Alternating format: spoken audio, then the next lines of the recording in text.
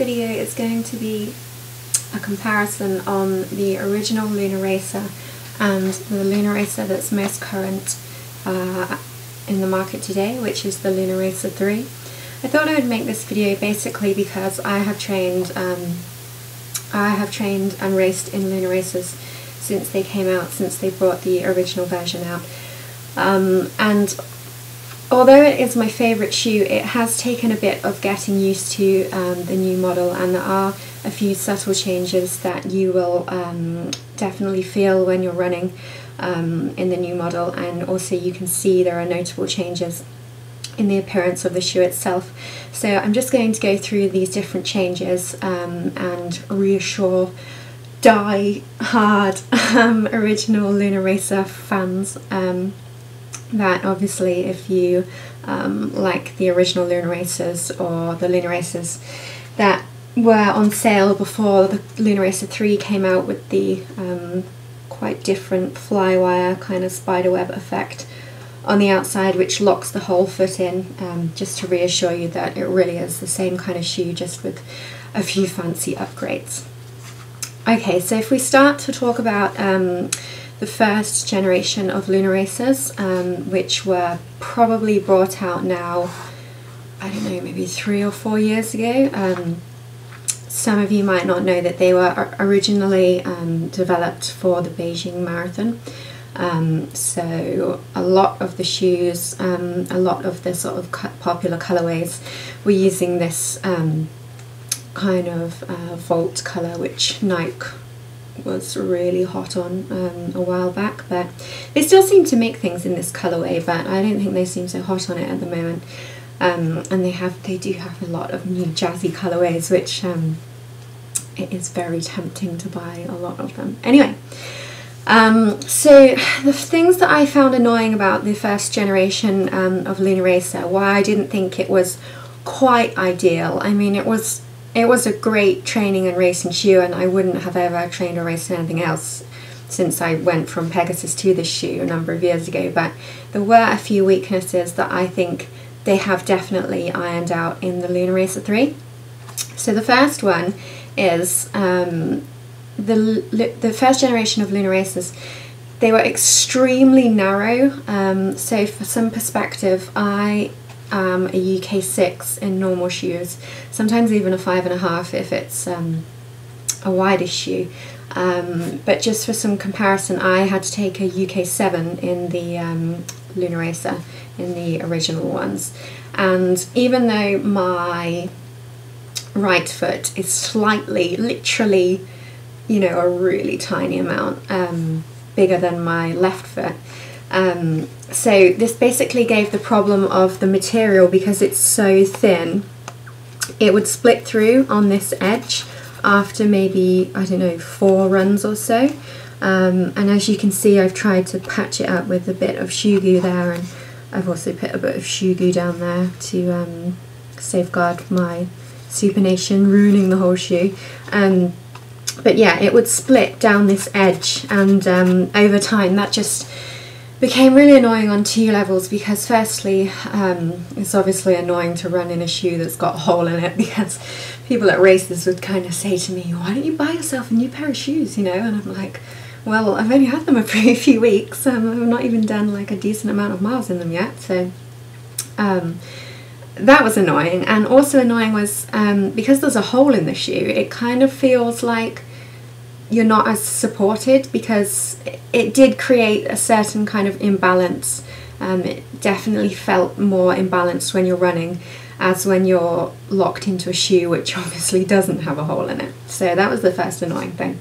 The second annoying thing was because the shoe is so stripped back and with a lack of cushioning inside, as you can see, it's just a complete, like, you can see my hands through here, it's a complete skeleton of a shoe, really, which is in a way its appeal, because it is so stripped back and it is so, like, you know, you've got nothing on your feet, which is, you know, a great feeling. But because it is so stripped back and so narrow and so close fitting, the back of the heel area here, I would always, with a new pair, I would always have to bend it back, like bend this part of the shoe back a great deal, and maybe even add like pressure and heat and just leave it overnight before I could even wear them. So I couldn't wear them out of the box, fresh out of the box, without bending that heel tab back, because I knew that it would dig into my heel and give me problems and make my heels bleed, and then my heels would have to recover, and then, you know, it was just a bit of a nightmare. So although this shoe was my absolute favourite of all time, those two areas I really did think needed work.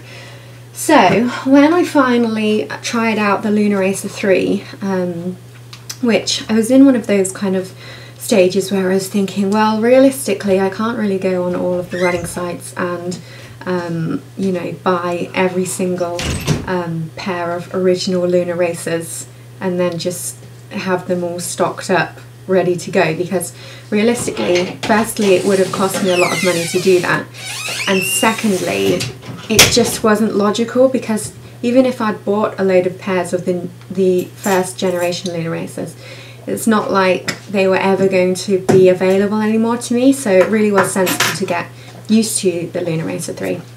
So the problems that I just talked about with the Lunaracer, the original one, they really do seem to be mended on this shoe. For example, firstly, you can see some general like aesthetic changes.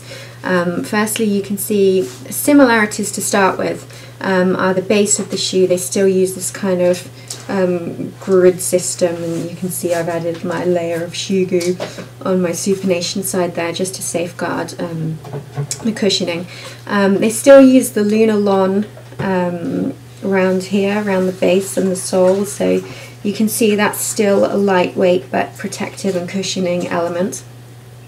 The one main difference is the flywire is actually on the outside of the shoe here, so it's actually a tangible thing that you can kind of pick up. You can see it's almost like a spider web or a kind of violin string, whereas on the first generation of Lunaracer, the flywire is actually built more into a kind of mesh on the shoe, so there's no tangible flywire. You can't like pick at it and it doesn't lock your foot in. Whereas when you actually lace up the Lunaracer 3, you can see that the lacing system has actually picked up every hole in the flywire there. So basically when you pull the laces tight, it locks your foot into the shoe, and it gives it basically just gives a more stable and kind of a better ride, really. So they're the kind of aesthetic changes. The two things that I was impressed about when I talked previously about the Lunaracer 1 and how it's split through on the side, it hasn't actually done that in this shoe at all, which I'm really impressed about, because that was probably the main area of annoyance on the original Lunaracers. So it was really good to wear these for, I've probably worn these, I don't know, for a few months now, and they don't show any sign of splitting through, and that is just because the material is more similar to the kind of Lunar Glide, and it's just a much more durable material. It's almost like a fly knit, but it's not. It's kind of knitted, but it's just not the kind of transparent plasticky material of the original Lunaracer, so it doesn't split through as well at all, really. And then, like I said before, the heel tab on the original Lunaracer wasn't really padded, so it would always scrape my heel and make my heels bleed, whereas this one here, you can already see, the blackness is the padding, and it's a lot more padded there, so I don't have to bend these back the night before. I can wear them straight out of the box, and they're not going to give me any heel issues, and I'm not going to have like blisters and healing wounds for a number of weeks before I actually get into like having a good time in the shoe. So they are the main differences. One difference also is that I feel this shoe isn't as narrow and small fitting as the original Lunaracer. So in the original Lunaracer I took a UK 7, whereas in this shoe I take a UK 6.5. So it is noting that you might want to go down half a size if you wore the original Lunaracer and if you're looking to transition to the Lunaracer 3, because with the kind of new materials and because there's more cushioning, it just it is a lot more roomy. I don't think I could run in a 7 in these and be comfortable. I think I'd feel like I was kind of tripping over my feet. So they're the main differences of the Lunaracers, the original and the Lunaracer 3. As you can see, it still has the